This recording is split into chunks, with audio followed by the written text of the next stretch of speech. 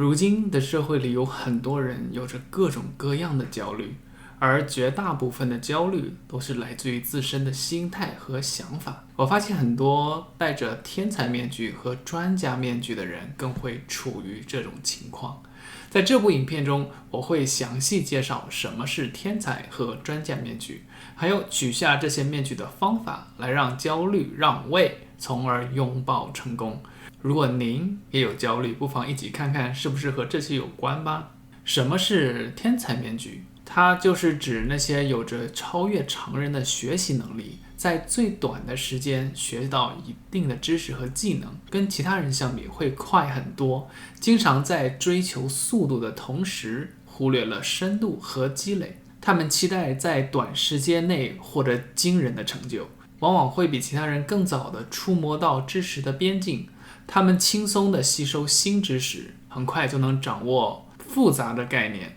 仿佛学习对他们来说是一种天赋。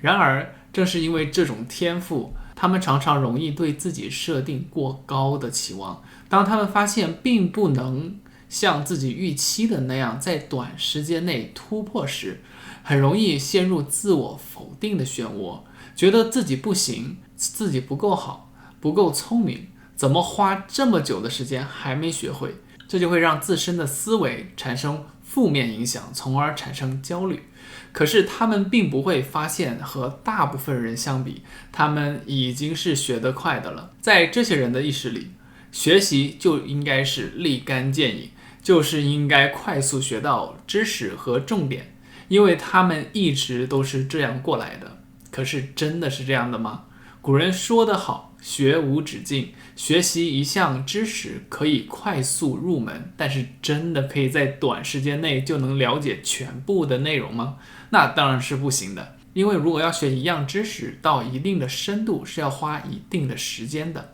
在这个过程中，思维健康成为一个至关重要的因素。学习能力超群的个体往往在自我挑战和高期望中产生过度的压力，从而影响到他们的思维健康。频繁的自我否定和沮丧可能引起的焦虑和抑郁的情绪，影响到正常的学习状态。那要怎么样做才能培养健康的学习心态，来避免自我否定产生的焦虑呢？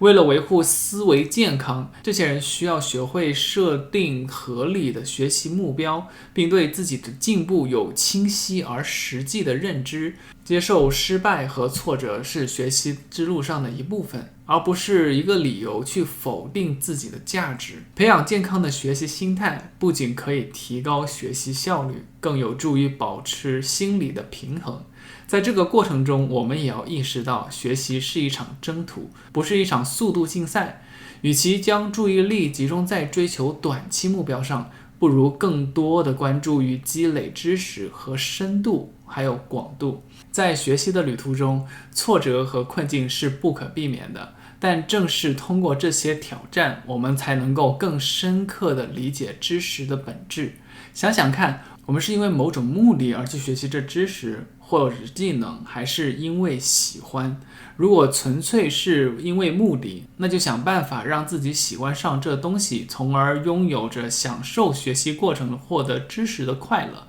而不是一味的追求速成，让自己从目的派转成过程派。说完天才，我们再来说说这专家面具。专家面具就是指那些怕说不知道的人们，在别人面前永远都要装成什么都懂，就怕被别人察觉或知道自己其实并不是什么都知道的一种人。好像自己就像一个专家一样，样样精通，别人问自己什么都应该是对答如流，不然就是自己的问题。拜托，不要以为自己是行走的 Google， 别人一搜什么都出来了，这会给自身很多压力和焦虑。那这怕别人知道自己不是百科全书的想法，最终也是来自于太在乎别人的看法和评论，而且这些都是不真实的，因为别人并没有说过这些话，而是自己脑子里脑补的这些所谓别人怎么看待自己。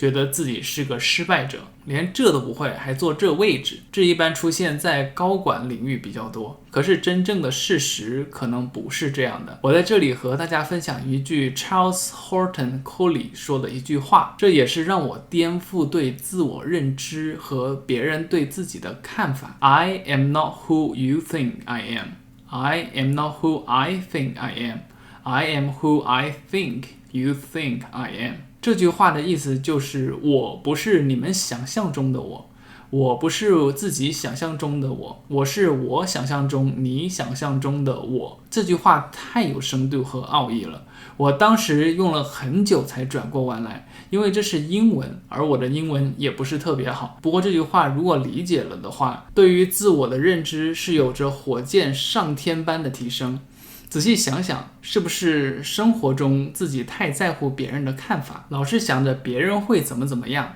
用着自己的思维来套用在别人身上，觉得人家可能会有着这样那样的看法，但是这些都是自己脑子里面的脑补，并不是真实的。每个人都有着自己的一套思维模式，可能自己脑补的这些在别人看来可能就是不值一提，或者根本就不会往这方面想。这也是为什么很多人会让自己脑子焦虑，因为这些所谓别人的看法是来自于自己脑子里想象出来的，并不是人家真的说出这样的话来对自己的一种真实评价。